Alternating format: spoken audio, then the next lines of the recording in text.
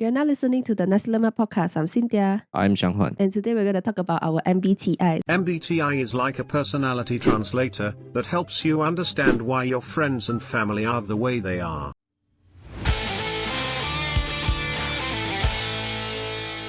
So Xianghuan, what's your MBTI? INFP.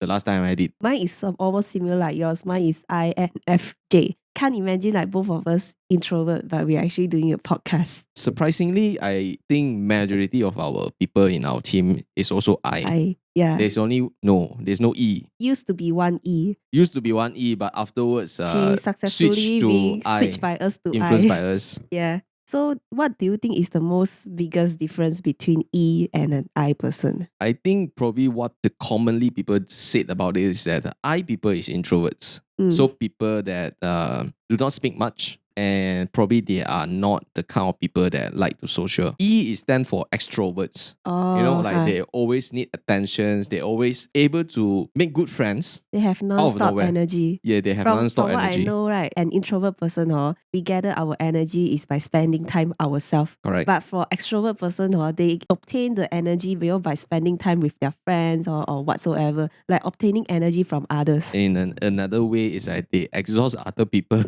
energy. Unless the person that they are interacting are also E lah. Hey, but something that's a fun fact, right? This is actually shared by one of my lecturer last time in psychology. They said that E people, right, the extrovert, right, they always like to interact with introvert people. They always like to speak to introvert people rather than E to E. This is one of the reasons why I really don't like E person, because can you just give me some my own time, just don't come and kacau me. But to E person, right, once they see you alone sitting there, I mean to an I person, I'm okay with being alone and sitting doing nothing. But to them, it's like, they cannot stand it. They'll feel like, oh, you're so kesian, why alone saja? So they will try to approach you and communicate with you. And then once they start talking, they can't stop. Non-stop. Yes. Actually, a lot of E person, they don't understand that actually I enjoy our alone time. Yeah, especially for I people, right? When we go to social, after social, we need tons of time for us to recover back. Once I go out to social, and then I have to go back to my own closure, let's say for my room, and then just be alone, do nothing at all, and then just heal. It takes up that much energy for me just to go and socialize. For an I person, we need to have a lot of courage for us to talk to strangers or even open up a topic like that. I used to be an E also, like very E. I was not born I, but then somehow the reality strikes me until I become I. Wow, I wonder what strikes you. To me, I'm pretty sure I'm born I, because since I was a kid, right, I don't really speak up much, and I also don't really like social activities. So even in school time, right, I would rather to be myself,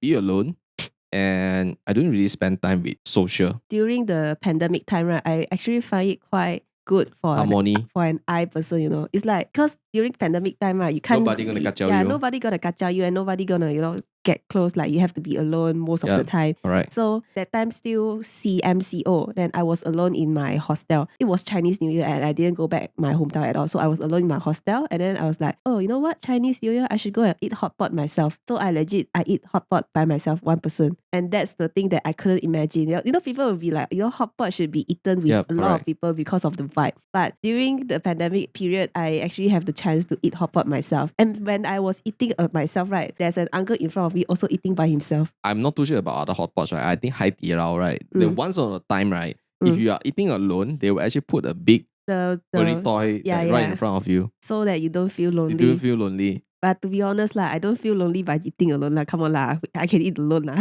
Eating alone, I never tried before. But what I ever try is basically I drink alone and travel alone. But people will have like, oh, you drink alone, maybe you are depressed. Yeah, you're encountering something. Sad. But sometimes it's just that, drinking alone is more like enjoying your time. Enjoying the time. Yourself. And also the best thing of like drinking alone, right, is that there is also time where you can do some relaxation. Oh, it's like drinking alone. You don't have, you figure how you should entertain another Correct. And also you can you can just enjoy the taste of the drinks, which is like really, to me, is the best time. Yeah, so just now we talk about, the fear of an I person is actually talking to an E person or an E person correct. approaches to come and talk to us. Do you find that an I person has an disadvantages like compared to E person? Because, like E person, they tend to express themselves They know how much. to express themselves better. Yeah, exactly. And for an I person like us, right, we would rather do than talk. So do you find it like a disadvantages for an I person? If you ask myself whether do I find there is a disadvantages being an I person, I don't see it. Because basically, like, I'm pure I person since I was born. And by coming into this industry as a creative industry, right? And at the same time, I'm also handling all these like customer pitching, customer handling, customer services. I don't see myself having a challenge because basically it's very much whether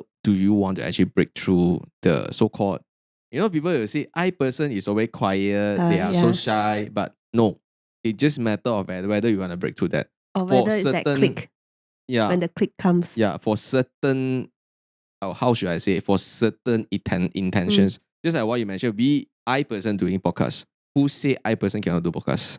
It's just a matter of, you have to try, step out of that it's just a matter comfort of zone. Correct. And also, the best thing of I person doing podcast, right, is that we are not noisy. Is this self-promoting? Obviously. At least we are not that kind of wow, hoo-ha, hoo-ha, hoo-ha. I'm not too sure about you, but I consume others' podcasts as well. And most of the podcasts that I listen to, right, or I followed, right, is actually I person. Very calm, more into informative and knowledge. I see.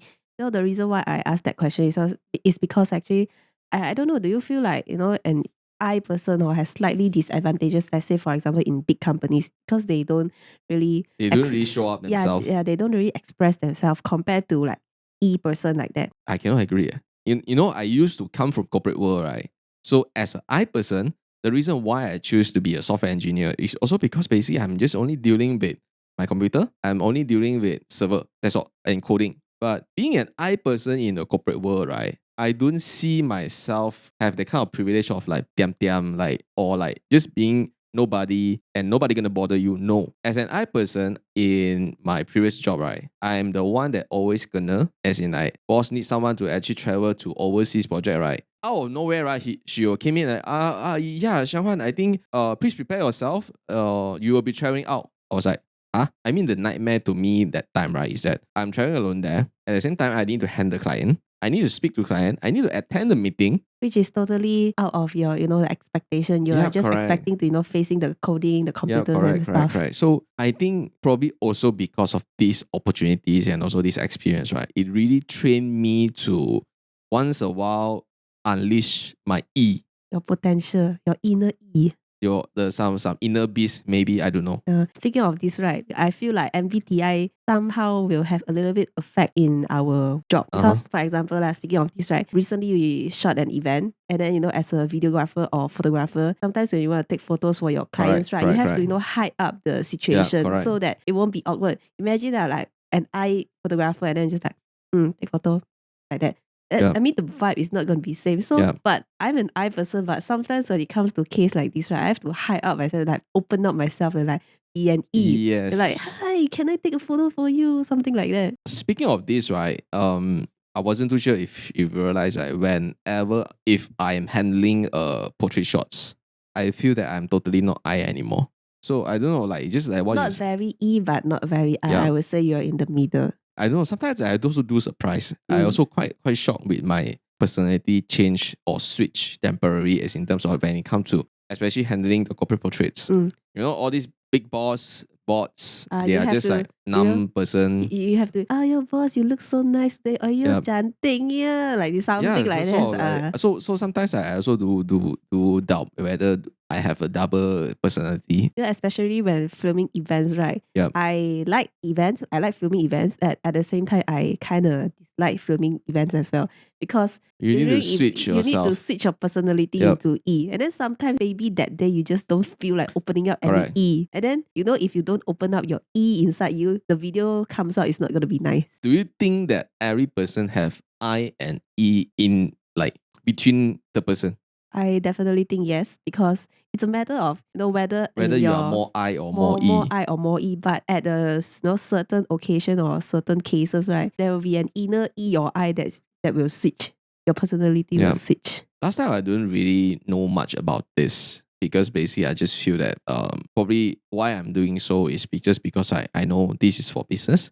So that's why I have to switch my personality a little bit for that occasion. But until I come into this MBTI, right, only I started to realize, there is actually such things that you can actually test out or even, to find out whether you are the introvert, extrovert, and then what is your strengths and so on. They even have a list of, let's say there's a list of MBTI personality tests and which type of person are you as most suitable for which job. Really? I didn't come across this. I just know that you have different personalities. They have like a reference. So let's say if you're an extrovert person, maybe you're more suitable for sales kind of thing. They have kind of this reference. So I want to ask you, would you hire someone based on MBTI? No. Because the reason why I ask this, right, is I actually encountered before where I go through an interview and they actually ask for MBTI. They actually asked me to do a MBTI test. And that's the first time I encountered about MBTI. Then I'm like, so nowadays interviews you need to go through this MBTI test as well.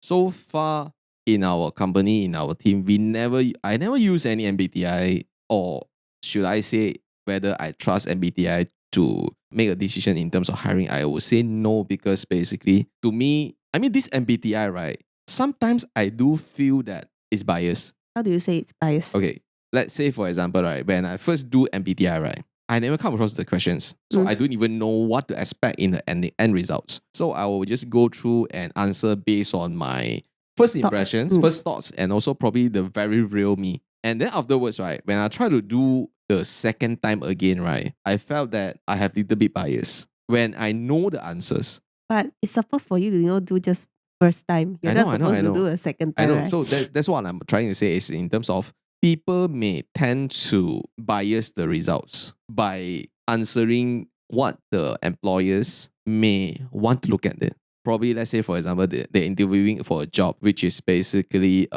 need a person that to be very E, need a person to be very I, or even specific personality that required for the job. So I feel that there is a possibility or even a chances for people to create a bias. Yeah, so that's why I don't really trust hiring by MBTI. I wouldn't say they are hiring by MBTI, but maybe as a reference, to understand whether this person is I or E. Yeah. Maybe the MBTI memang will somehow influence, see how this person is suitable in this role or whatsoever. Like what I say, people like us, but sometimes when we go to event, we still have to open up.